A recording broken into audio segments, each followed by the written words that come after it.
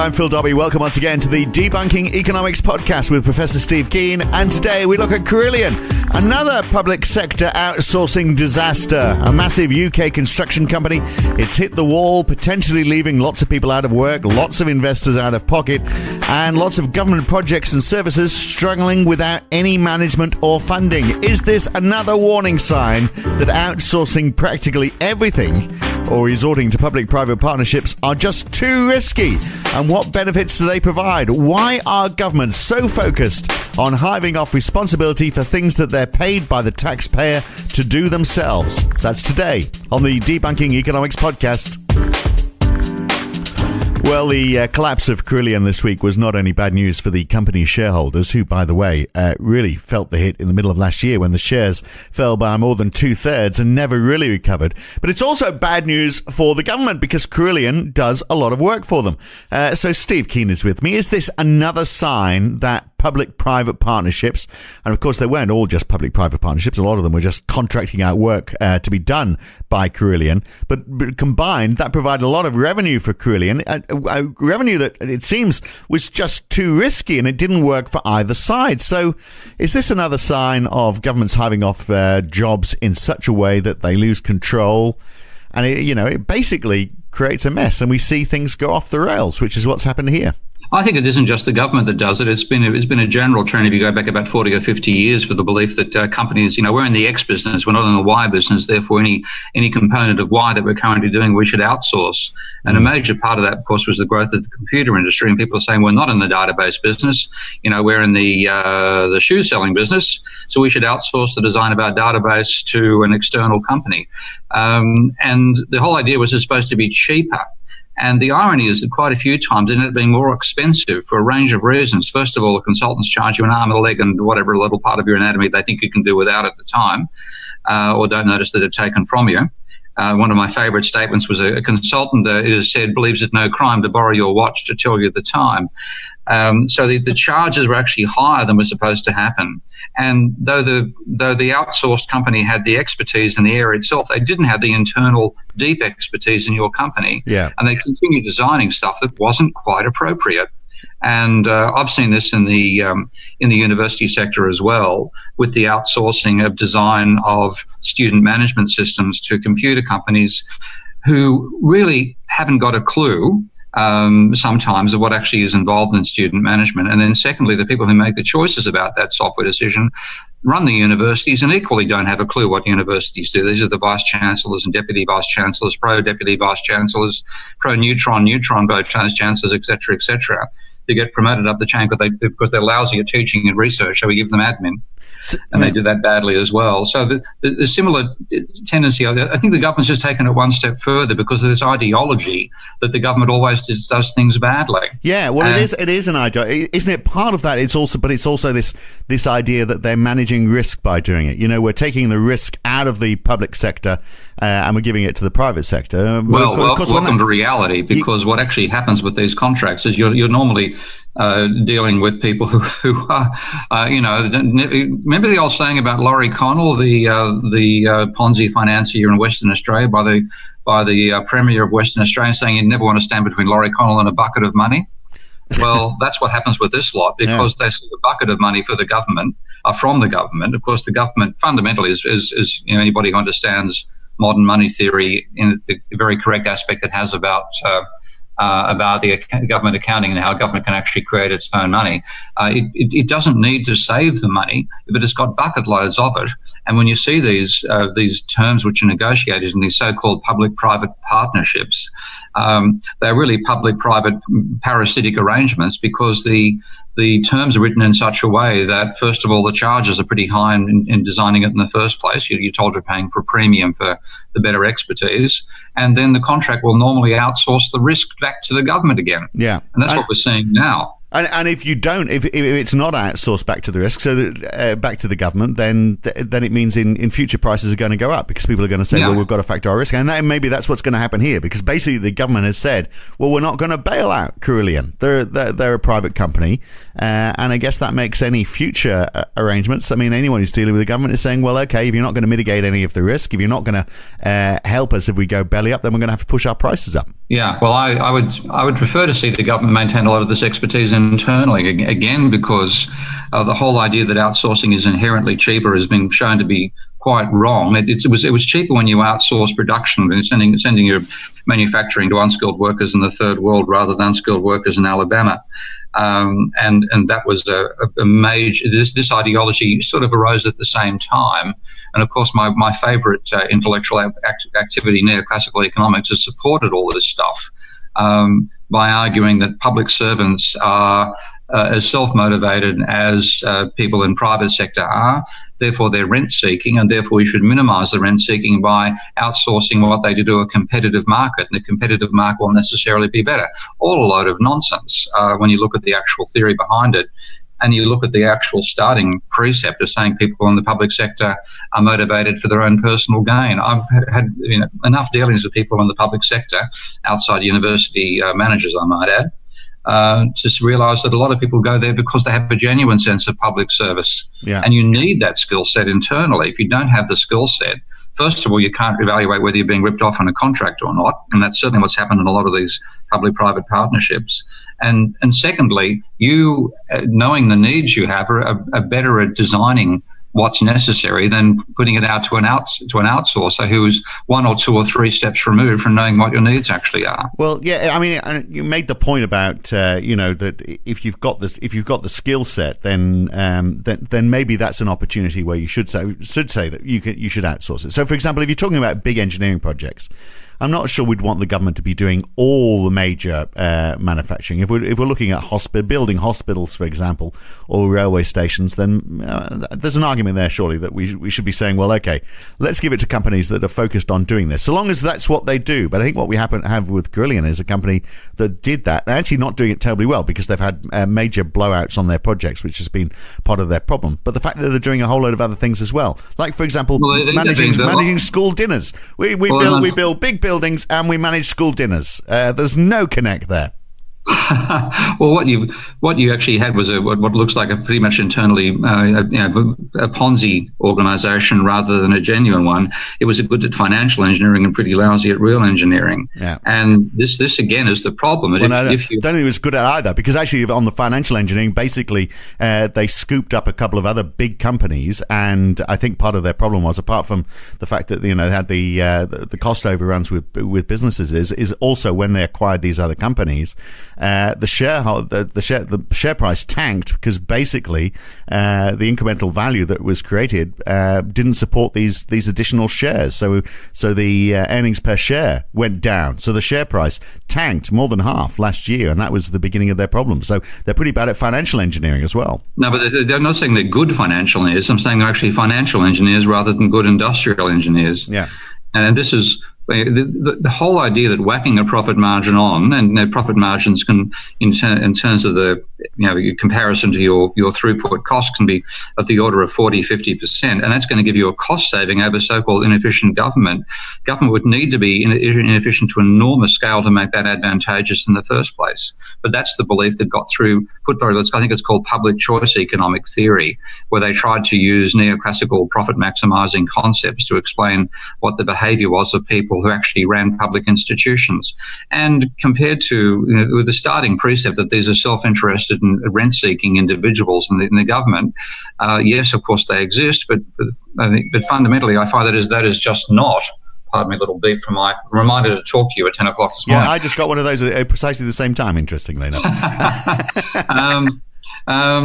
So it is a fallacious intellectual background which justified a practice which in the outcome has been massively unsuccessful. And in fact, the risks that have been transferred back to the public sector have been far greater than the cost savings, which turned out not to be there in the first place. But where do you draw the line? So there's a lobby group called We Own It, which you might quite enjoy having a look at. They ran a survey recently, and it said 80% of people believe when a public service is put out to tender, there should always be an in-house bid to see if it could be provided publicly at better value. And in fact, Conservative voters rated that higher. 87% said yes, there should be some sort of in-house bid, so sort of an internal competitor if you're looking at external players.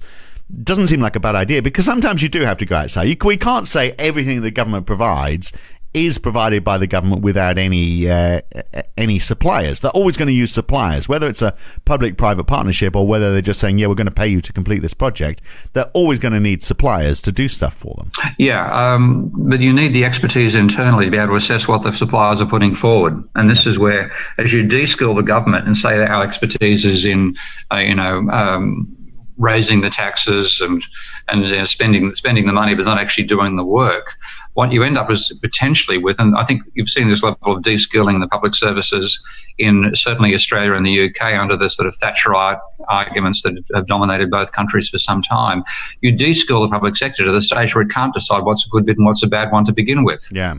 So if you're building a hospital, then you should have a chief architect who's involved in the planning of that hospital, who's involved in the decisions about how it's going to be built, how many people it's going to require, all that sort of stuff. Yeah. I mean, I have colleagues who work at a company called Simudyne, which does a lot of very good work on computer simulation, and they act as a consultant to the design of particularly nursing homes right now, where they work out what the evacuation route should be using multi-agent modelling of the movement of people under various risk situations. Now, that's the sort of skill you need from the outside, because that's such innovative software and innovative technology. You're not necessarily going to get that designed internally. I'll give one of my favourite examples there. I worked as a consultant to a good friend of mine, Babette Ben-Susan, and Babette was an expert in, what do they call it? It's something intelligence, strategic intelligence. And we were asked to assess the New South Wales Water Board's database, what do they call it? A geographic information system. I've forgotten the actual proper term for it. Right. And they wanted to use like geodemographics, that sort of stuff. It was actually showing where all the pipes were. Oh, right, okay. Okay. So it was a geodesic information system, and I did the comparison of that, of what they had to the market out there, and it was a primitive, like 20 or 30 years behind the times, mainframe-based system, which worked for the water board, but was completely primitive compared to things like ArcInfo and so on. So we advised them, don't try to sell the damn thing. Sell the database you've got there to the companies that use ArcInfo. But for God's sake, don't sell your interface. It's dreadful. So in those situations, I can certainly see the innovative side of the private sector being what you want to bring in. But it's the innovative side. It's not necessarily the engineering and management side. Right. And certainly it's not the financial engineering side, as we're finding out the hard way right now. Right. But your other point is you've got to have smart people in the public sector who are driving the agenda, not just people who That's right. You have to have been able to assess it. And in that particular case, we were lucky to have a guy on the water board who looked at our recommendations and said, absolutely, totally agree. There's no way we can market this stuff. It'd be an embarrassment. Okay, we'll sell the database instead. Well, let's look at the Australian example, because there weren't smart people making decisions in Sydney when they started building roads under public-private partnerships. God, yes, I know. Remember the Cross City Tunnel? I mean, the company that was building that went into receivership before they even started to build the bloody thing. And it was very cross. My favourite there, you've got to remember this, because you and I... Finishing on that, you remember why it went wrong is because the government got the numbers wrong on how many cars were going to use it. So that was public sector incompetence. They didn't have smart people driving the agenda. I think it was also the internal firm, the firm that won the bid, over-evaluated the numbers to make it look more profitable for the government as well. But my favourite, you and I catch a few airplanes, I think that's true to say. Yeah. Me in particular. Yeah, definitely you. The airport rail link in Sydney. Yeah. When they first announced what the price was going to be for the train, the private-public partnership, and they announced what the price was going to be. I think it was $25 per ticket, and the journalists in the room simply burst out laughing. You remember that? Yeah. Okay. Yeah, because one station down the line, it was like a couple of dollars. It was yeah, that's right. I mean, you're paying $23 to leave the station, basically. That's right, and it was appallingly bad. It meant that if two people in a taxi from anywhere within 30 kilometres of Sydney, it was cheaper to sit in a taxi and be driven there to the destination rather than catching a bloody train and dragging your bags up and down train carriages that weren't designed for carrying luggage anyway. So that was a classic instance where you simply took the action off the books of the government, and the whole motive for it from the government's point of view was to try to make look like they were balancing the budget.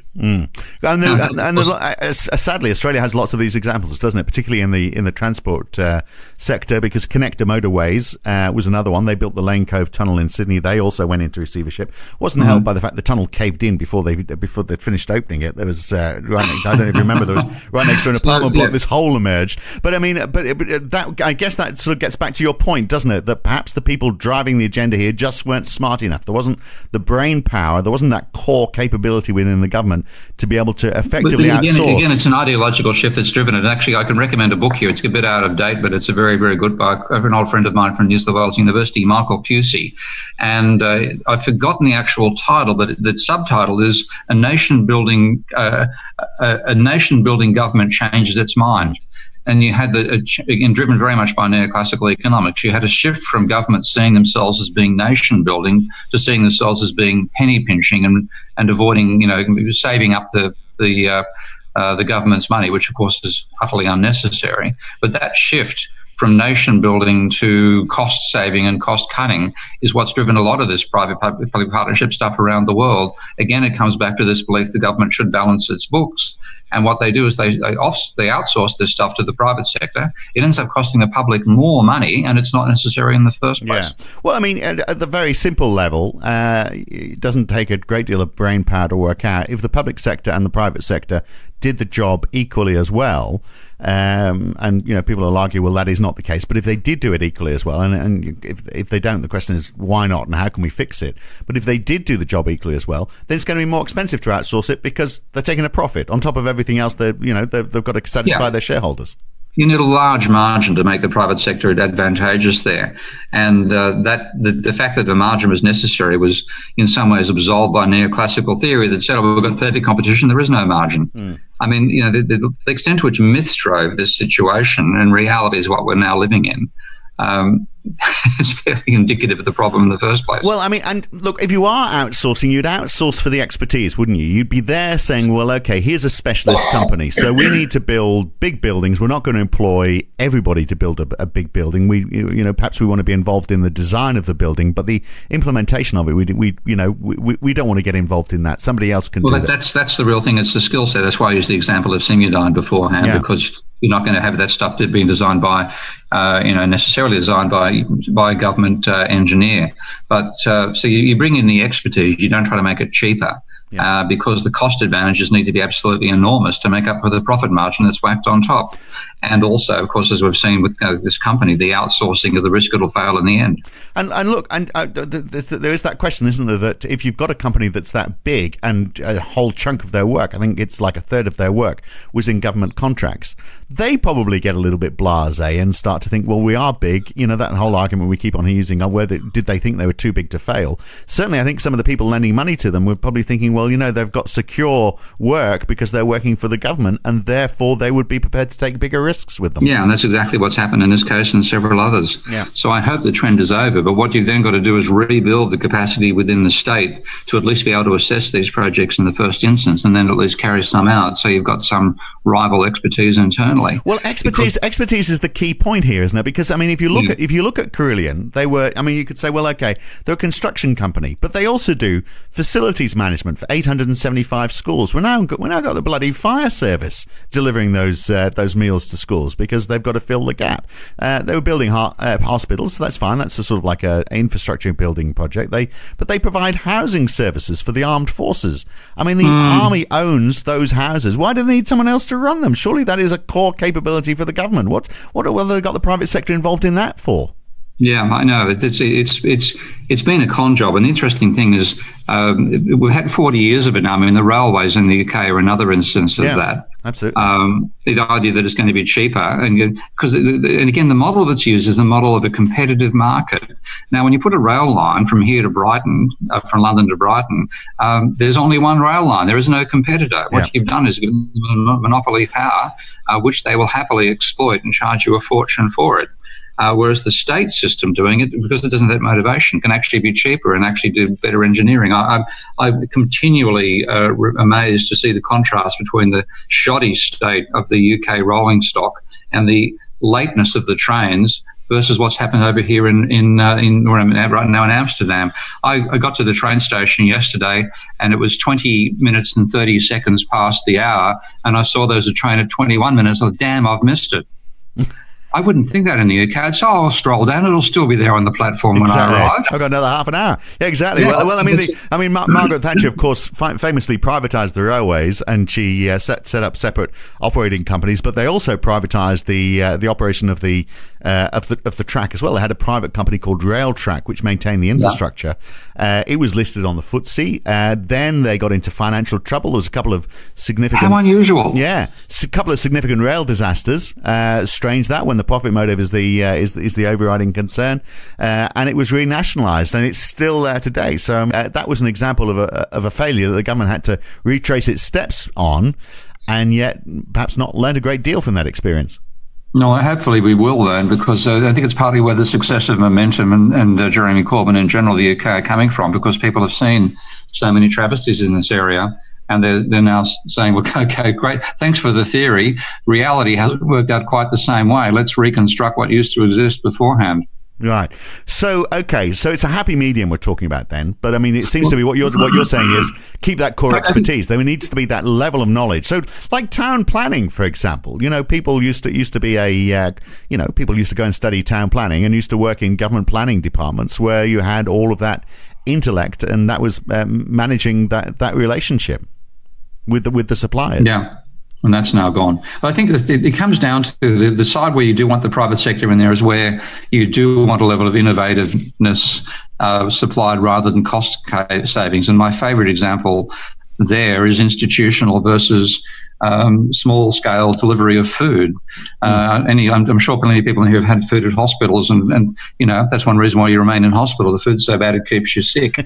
But when you outsource the production of the food to a local restaurant, you might get a higher quality because they're just more likely to innovate. And so there are elements like that which make sense for putting it out to a private sector, but not on the basis of saving money. That will almost always backfire on you. Yeah, I know. Yet it always is, obviously, because there's not the knowledge within those departments within the government to know what else to look for other than the best price. But very often, if you're talking about that innovation is very often going to come from smaller organisations, because the larger organisations find it harder to innovate because they're too big to innovate. And what they have is financial engineering as innovation rather than real engineering, and we see where that leads. Yeah, absolutely. Oh, well, it's another lesson, but has it been learned? Good to talk on this one, Steve. See you again soon. And that is the Debunking Economics podcast for today. Next time, hey, it's one for the UKippers. Can you have migration and full employment? Is there a relationship between the number of people coming into the country and the number of people who are out of work? We'll look at that one next time on the Debunking Economics podcast with Professor Steve Keen. I'm Phil Dobbie. We'll see you then. Thanks for listening.